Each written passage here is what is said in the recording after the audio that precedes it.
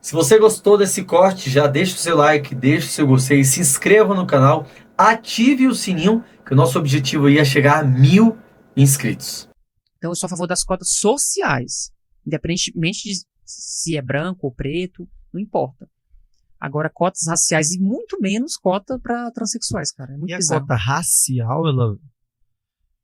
Particularmente eu concordo, porque eu acredito numa frase que é o pedido de desculpas, são ações afirmativas. Porque realmente o negro no Brasil, ele até 1888, 89, quando veio a abolição total, né? Primeiro veio a lei do ventre livre, depois veio a lei dos sexagenários, que era primeiro os que nasciam, depois os que tinham mais de 60 anos, e depois, de fato, todos. E eu acredito fortemente que o negro, no Brasil, ele começou de uma maneira desproporcional, sim, marginalizado, às margens da sociedade. E acredito que a cota para negro, ela tem que ter, e tem, um período. Já existe. Engano, começou em 2016, 2013 foram nas universidades, 2016 no serviço público. Mas tem que ser limitado. Por quê? Porque daqui a pouco, como já estão acontecendo nos concursos do MEC, metade é para negros. E aí que não é o problema. O negro tem que ter sim a oportunidade, mas não é uma oportunidade de metade. Que é ampla, vai virar minoria. Exatamente. É uma minoria. Hoje você tem um problema na sociedade, principalmente quando a gente fala de guerra cultural, que existe uma minoria barulhenta. Só que é uma minoria... E por que faz barulho? Porque são organizados. Porque eles têm essa visão de ocupação de espaços. Então, eles não estão preocupados só com a cereja do bolo, que é a presidência da República. É o bolo todo. Eles estão preocupados com o bolo todo.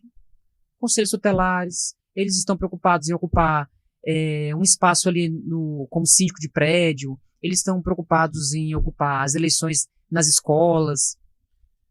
Então, eles estão preocupados com os pequenos espaços que muitas vezes são ignorados pelos conservadores, né? E, bom, eu acho que essa eleição aí do Conselho Tutelar mostrou que nós somos capazes de ocupar os espaços. Com muita organização. Você sabe quantos por cento? Foram 70%, 60%? A gente, aqui, em São Paulo, 70%. Rio de Janeiro, mais ou menos 60%. E aqui em Brasília, a gente teve pelo menos uns 85 conservadores que foram eleitos. Caracas! De 240. Isso já é muita coisa. Não, e agora o pessoal teve agora a eleição dos diretores de escola, né? Diretores de escolas. Influencia muito. Muito. Haja vista o exemplo daquela escola no Rio de Janeiro, que uma pessoa colocou a cabeça de cavalo e começou a dançar para as crianças. Aquilo ali foi mais... Cavalo Taradão. Olha o nome do espetáculo. Cavalo Taradão. Outra bizarrice.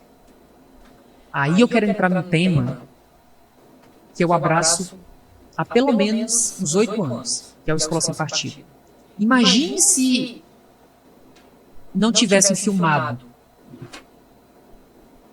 A gente nunca saberia. Posso dar um exemplo? Eu, com 15, 16 anos, ensino médio, colégio público, falava, vai ter uma manifestação. Quanto? Não precisa pagar, é só entrar no ônibus. Pra quê? Eu acho que na época era pra o dinheiro do pré-sal e pra educação. Eu entrei no ônibus da Uni, sem saber o que estava acontecendo, sem saber pra onde estava indo, e fui assim todo... Como na maioria das vezes acontece. O jovem é influenciado porque o professor, ele tem uma autoridade. Posição de poder. Posição de poder. O professor, ele está numa posição de poder. Então, tudo que o professor fala em sala de aula, por mais que você discorde, você vai pensar 2 vezes antes de questionar. Porque, inclusive, dizem por aí que o professor, ele é a luz, o aluno, ele vai receber essa luz. Ou seja, vai ser... Ausência de luz, né? Aluno, não luz. Ausência de luz. Então, ele vai receber a luz do professor. Então, ele tem essa posição de autoridade. E aí, só que o que acontece é que muitos professores utilizam essa posição de autoridade para fazer militância em sala de aula, para fazer debate político, para emitir suas opiniões, para tentar convencer o aluno de que aquilo que ele está falando é correto, ele tem que seguir aquele caminho, e não o caminho, muitas vezes, que o pai orienta. Não dá liberdade de uma reflexão. O que acontece hoje, além da doutrinação, já é algo muito ruim, é a perseguição em sala de aula. pelo fato do aluno pensar diferente. É perseguição por parte do professor e, muito pior, por parte dos alunos, dos colegas. Então, aquele aluno que está sendo perseguido é isolado, é tratado como um bicho, é tratado com desumanidade. Então, o Escola Sem Partido, que nasceu lá em 2004, ele nasceu justamente com o episódio de doutrinação. O professor Miguel Najib, que é criador do movimento, teve esse contato com a doutrinação por meio da filha dele, que chegou em casa e falou: pai, ele é muito católico, para os católicos isso realmente foi gravíssimo, né? Para ele que é católico ouvir aquilo foi gravíssimo. Pai, o professor me ensinou que, o professor falou na minha aula que São Francisco é igual Che Guevara. Ele igualou São Francisco de Assis a Che Guevara. Mas para católico. Ele ficou indignado. O que ele fez? Começou a reunir um grupo de pais, de alunos. Ele entendeu ali que existia um problema grave. E começou com o trabalho de Também não é assunto para a sala de aula. Um santo ser comparado com Che Guevara. Eu não sei se eu estudei Che Guevara. Vou fazer uma pergunta para você. Você acha que o professor tem liberdade em sala de aula? Liberdade de quê? De expressão? Total. Pois não tem. O professor tem liberdade de cátedra. Ou seja, o professor ele pode utilizar diferentes métodos, diferentes mecanismos para ministrar sua disciplina em sala de aula. Que a Se o professor... licença pedagógica? Não. É a liberdade pedagógica. Liberdade pedagógica. Ou seja, eu posso mudar a forma de ensinar. Pode ser por música, O professor, pode ser por mímica, pode mas ser dentro por da escrito. sua disciplina, Sim. dentro da sua competência disciplinar. Ou seja, o professor ele não pode fazer militância em sala de aula. Se eu fui contratado para dar aula de matemática, eu não vou falar de Paulo Freire em sala de aula.